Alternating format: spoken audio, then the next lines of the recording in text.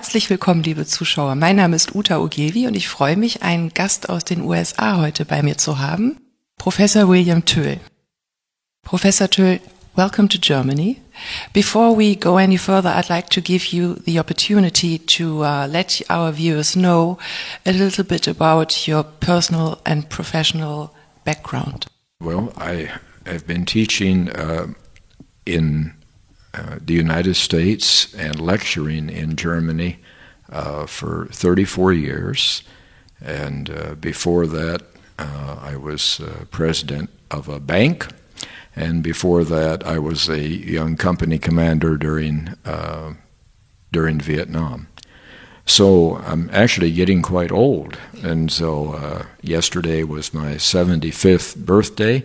Happy birthday. Yes.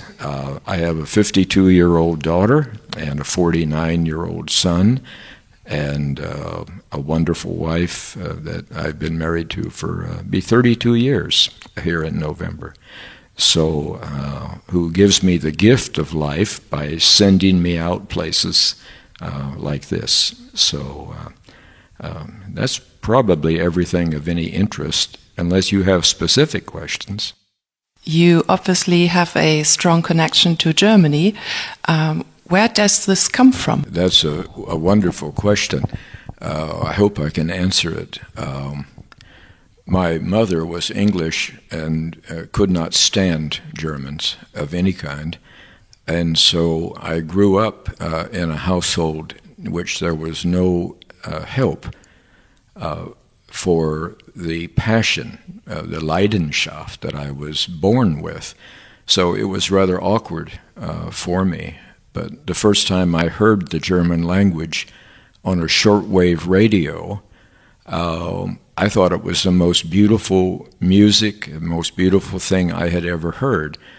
And yet it was nothing but a Deutsche Welle weather forecast on shortwave radio. So this is something that I didn't ask for, I didn't plan for, but it's something that's been with me, I think, even before my birth, because it's very powerful. It never goes away. And so this is my 30th trip, and sometimes for as long as 6 months. Sometimes I teach my classes from here.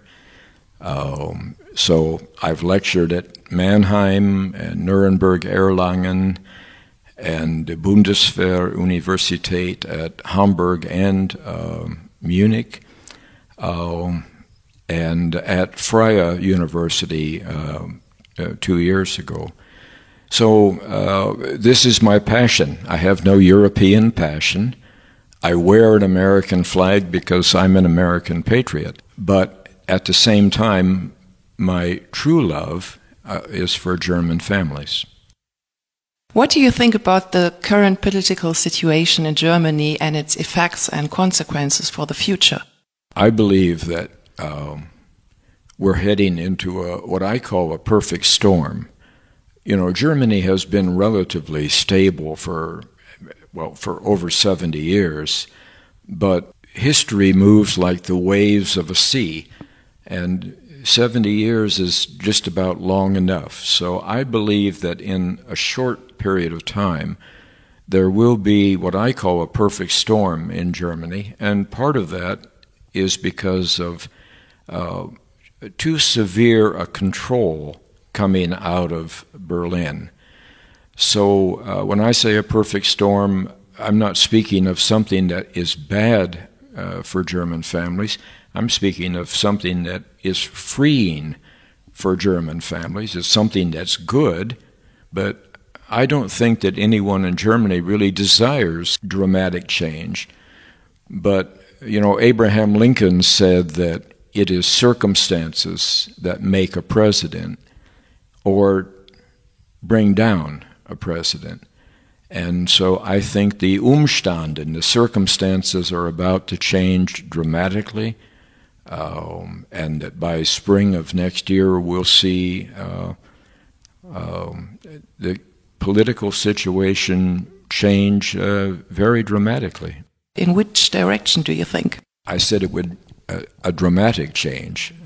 I think that the leadership that you have now and the nature of the political situation and leadership all the way from Adenauer on somewhat of a straight line all the way through Angela Merkel's reign, I think that the Chancellor, her cabinet, and those people who she has depended upon for a long time.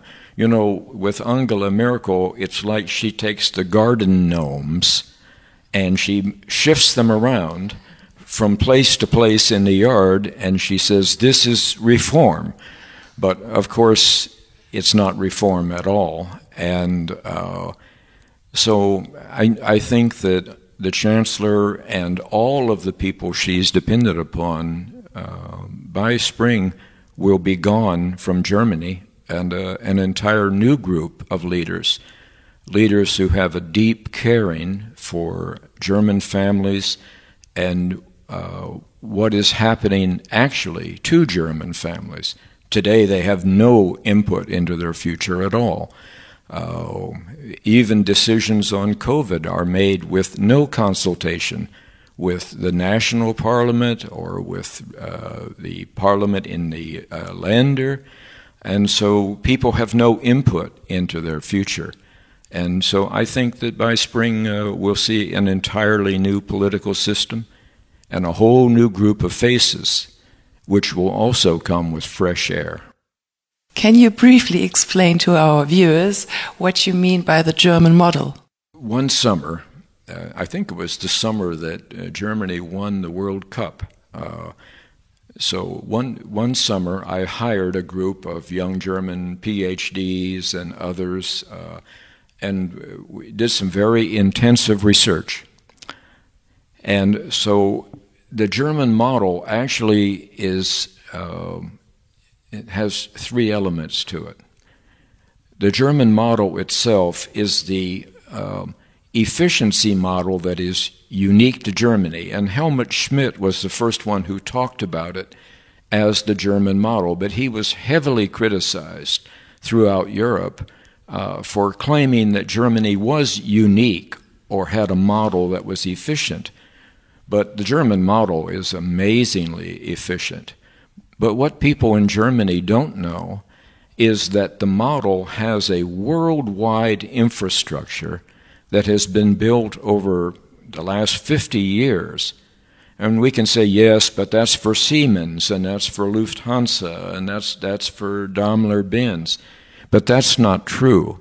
The German government has carefully built a worldwide infrastructure that's probably in at least 180 countries.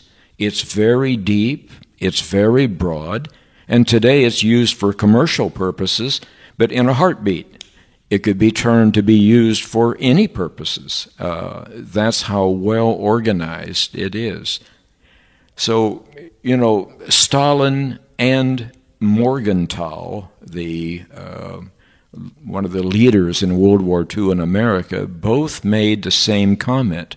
They had never met each other. They didn't know they were making the same comment. But the comment was that whoever controls the immense, brutal power of German organization actually controls the world. Stalin believed that. He wanted all of Germany in 1945.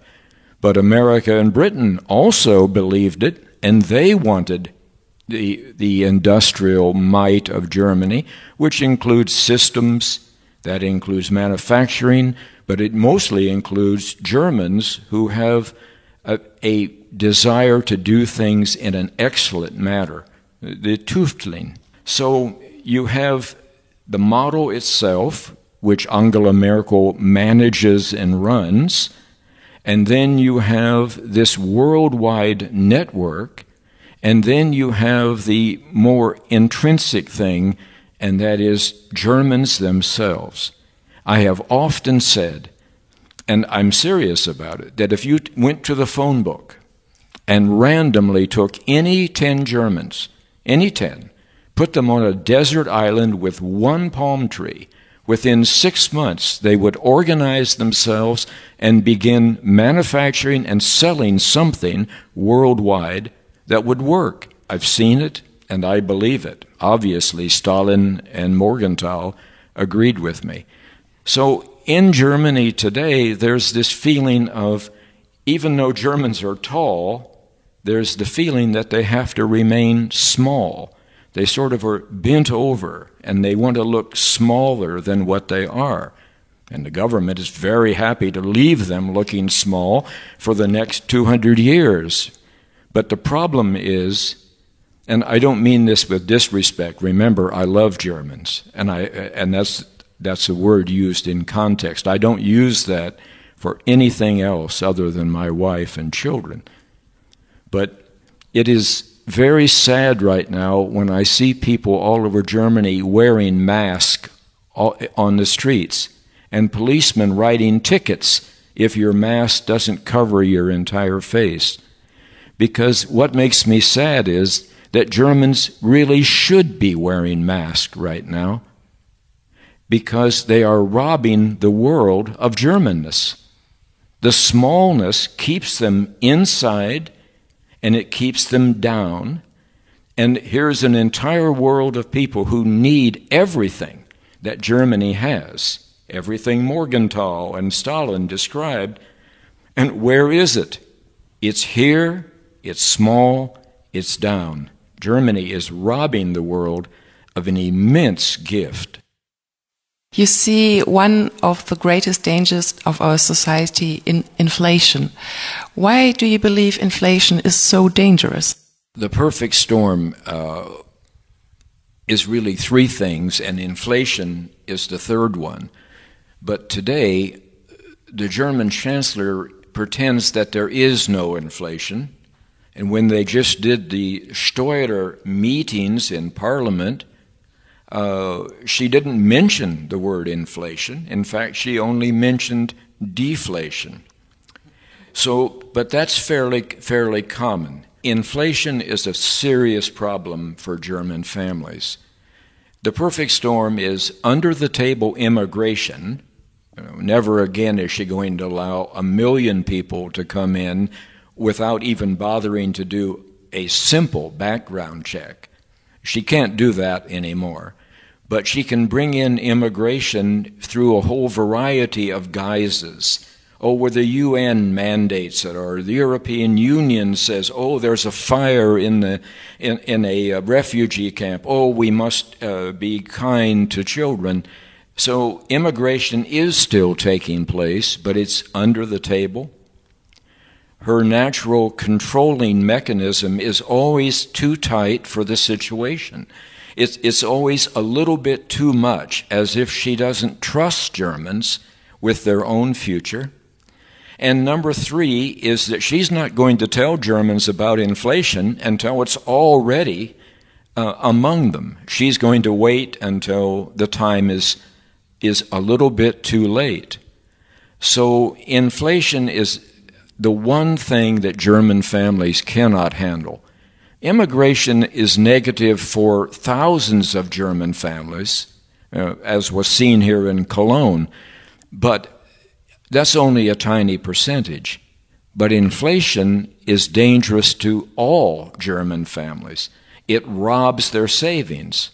The Bundesbank used to be the most admired central bank in the world because it was very careful in its thinking, very careful and detailed in its planning to keep the currency stable.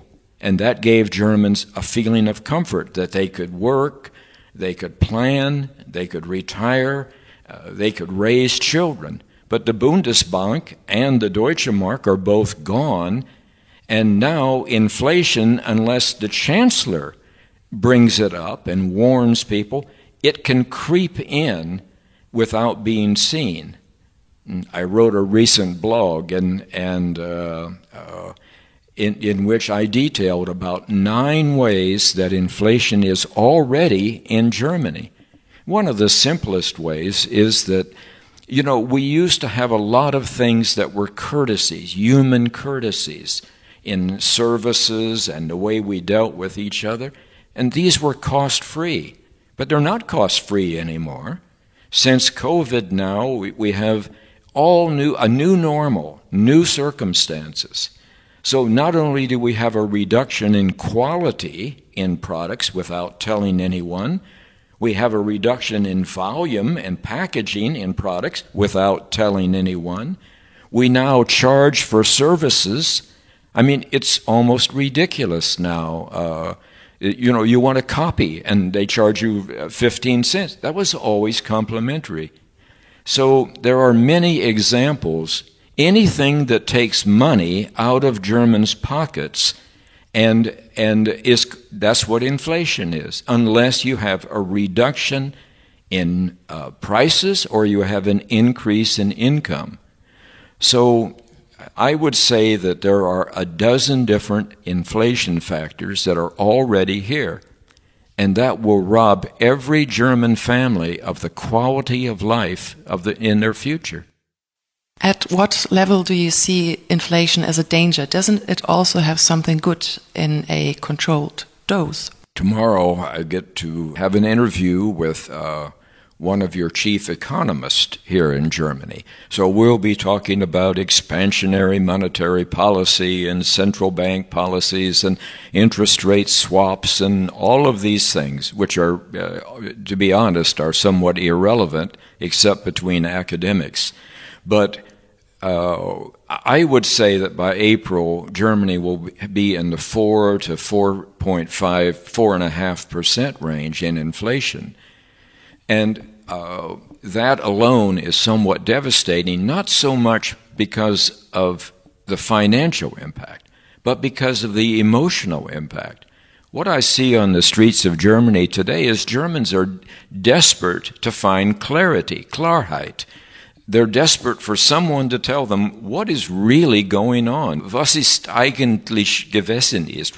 I don't see that Germans have a clear view of where they are and where they're going. Of course, Germany's had no vision or no dream for 75 years. That's banned. That's a bad thing. You can't control dreams and visions. But inflation, let's say at even 4% in April, emotionally is devastating. It comes on top of COVID. It comes on top of an American election in which all of a sudden Germans feel nackig, they feel naked. We're not going to be able to take care of keeping Russian tanks out of the Fulda Gap over the next few months. We're going to be lucky to be able to take care of our own problems. We have very severe problems in America right now. It will only take a tiny spark to set them off. The last thing we'll be thinking about is protecting Germans. To be honest, we really don't think about it very much today. So you take this entire atmosphere, and now you introduce 4% inflation that the Angela Merkel has not prepared. There's no Vorbereitet. There's no preparation for it. I think that may be the straw that broke the camel's back. We are currently in the so-called second wave of the corona pandemic.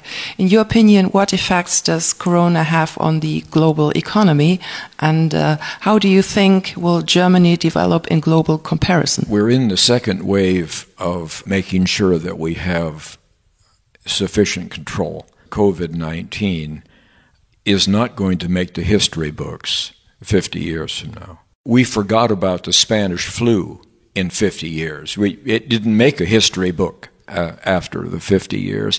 The Spanish flu killed 625,000 Americans, 12 to 15 million people worldwide, and was so dramatic that people were actually dropping dead walking to and from their homes and work. That's how sudden and dramatic it was. Corona is not a good thing. If I get it, I would probably be very sick, or maybe not survive at all at my age. But at the same time, it's much more of a controlling mechanism, a political mechanism, than it is a disease.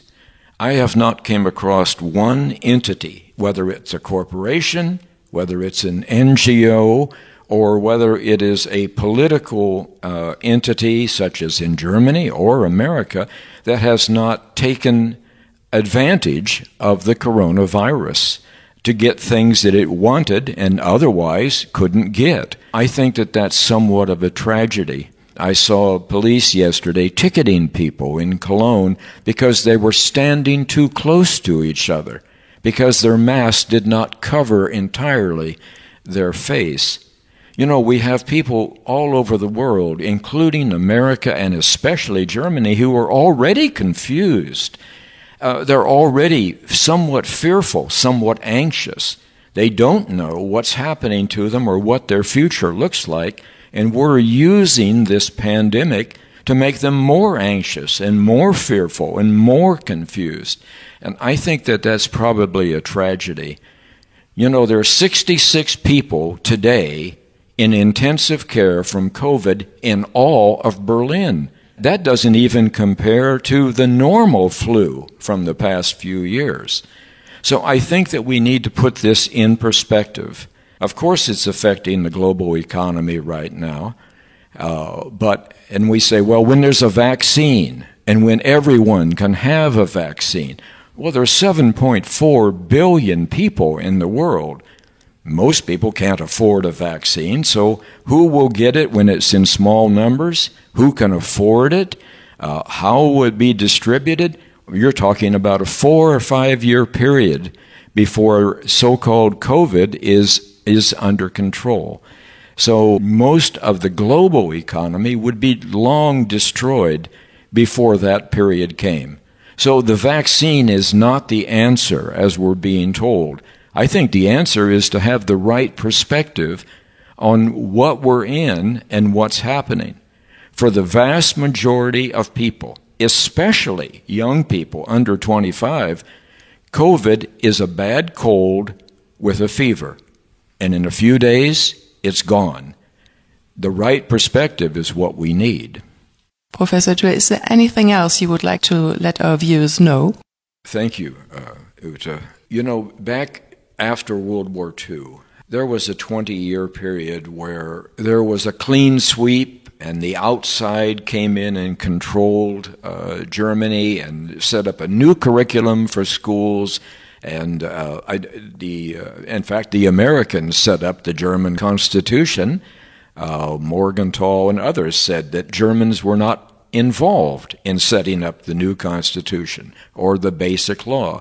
So in those first 25 years, that was very necessary because there were many people here who were not trustworthy in the Western way of thinking. So, but then all of a sudden it started to morph into something that was more German, and that was maybe in the second 25 years, it sort of became accepted to be zweite Klasse amerikanisch or zweite Klasse europäisch, and here comes McDonald's and Starbucks and Burger King, and so I think Germans kind of got used to it, and they started seeing that this was sort of an easy way. You didn't have to take responsibility. You didn't have to have expectations. You could be fun Germans without having to be responsible Germans. And I think maybe that was the second 25 years, and that was a period of acceptance. We're an occupied country, and so our security is in their hands, so why don't we take it easy? And at 3 p.m, we'll go to the monkey bar, or we will go for 90 days of vacation to Mallorca. So I think that was the second 25 years, but I think this last 25 years, there's been something beyond acceptance, and that is what I call an addiction. Germans have actually become addicted to all of these things. I just walked down the street. You got Marilyn Monroe and James Dean and Humphrey Bogart, and everything has a theme as if this is some suburb of America. But it's not. Germany is a very unique and special place. The German language is one of the most beautiful languages in the world. I'm not fortunate enough to be a German. I'm sorry for that. I feel that way. German literature, German music. But you know, the Allies came here with one mentality, and that was Germanness was bad. But they didn't have the intellect to figure out what was bad and what was good. So they threw the baby out with the bathwater. And that was the only solution they had. So from that moment on, to be German means, well, we have no vision, we have no dream, we have no input into our future. You know, the Brits just take off. They say, have Brexit. We're taking off. A divorce. We're gone. Oh, by the way, without asking, we're keeping all of the beautiful German lands that we captured 75 years ago. We forgot to ask anyone in Berlin if we could keep them after the divorce. Well, that's unprecedented.